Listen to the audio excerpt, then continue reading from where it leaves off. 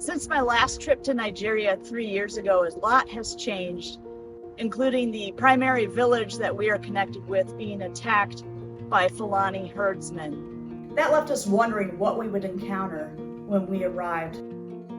So we have the privilege of partnering with City Ministries in Jos Nigeria in all that they do, including ministry to orphans, to widows, to those coming out of addiction and moving through the process of recovery, to prisoners, and everything in between. Hi Black Rock, we're the Fredheims, your missionaries in Nigeria, West Africa. You've supported us for more than 20 years with prayer, financial support, and teams, and we're so appreciative. Yeah, I really want to say a big thank you to the Black Rock Church for being so supportive and loving to us, to help us impact the lives of these young boys there. Yes, and we are just about to send your team back to you. They were amazing. I couldn't have done the conference I was in charge of without them loving on the kids and filming and doing all kinds of things for us. They also helped support our wonderful Nigerian team members that take care of the children and people in need in Jos. So it was incredible. Thank you for sending them. They have enriched and encouraged all of us and our staff. The work is not easy, but we really thank God for all your prayers and showing of love and the great amazing team who came here to put smiles on our faces. We had an opportunity to interact with some teenage boys who now have a trade school established where they're learning skills like welding and carpentry that are going to help them move into business and provide also for the needs of the ministry.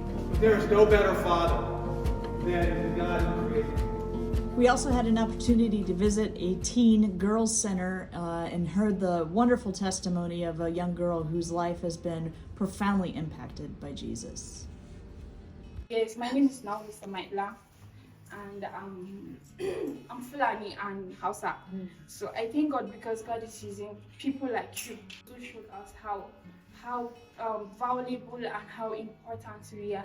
I came from a family that being a Christian is, how do I say, is not, yes, it's prohibited. Like, you are not allowed to be a Christian.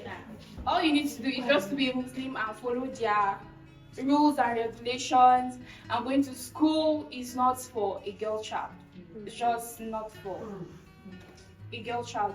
They believe that you grow up, get married, give birth to children, and cook for your husband.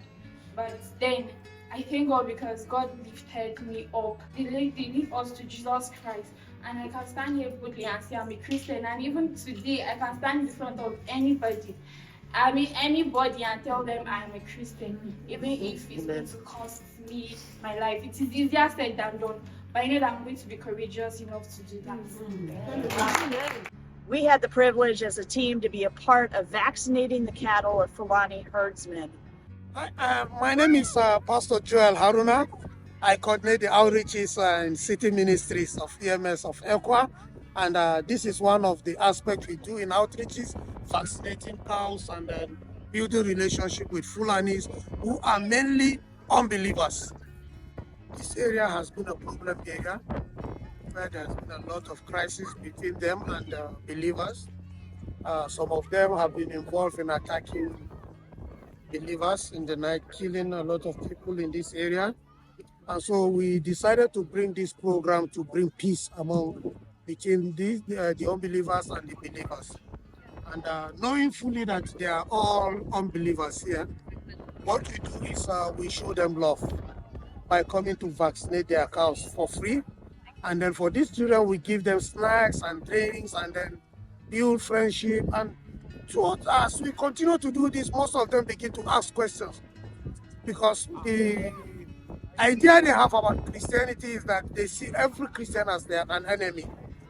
And so why are Christians showing them love? Why are we really doing this for them? This is free. They are not paying anything.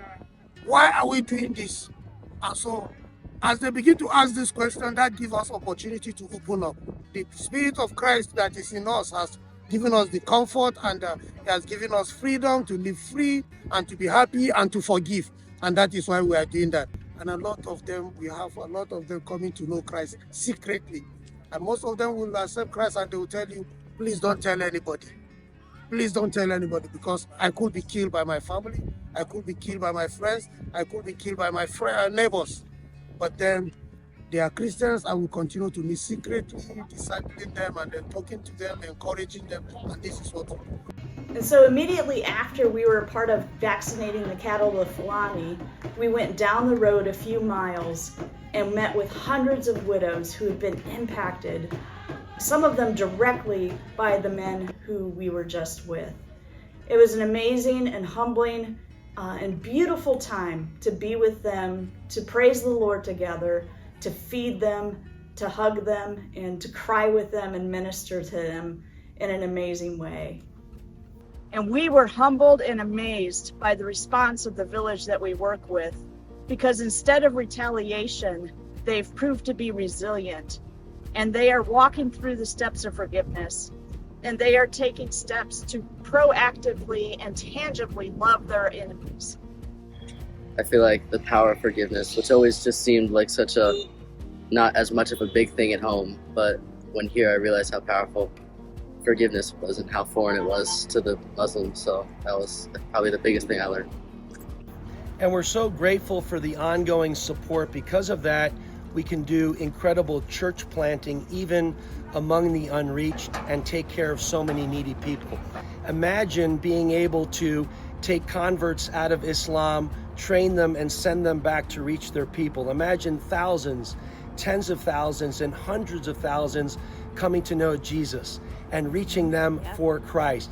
Those are things we're beginning to see, and with your help, we'll see it more and more. We appreciate you so much, and we love you. Thank you, Black Rock.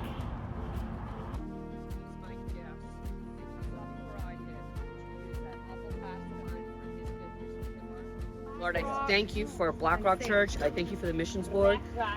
God, I just ask you to go bless them and bless me while I'm here to continue to do your work. Missions board, I love you. Thank you so much. I love you, sis.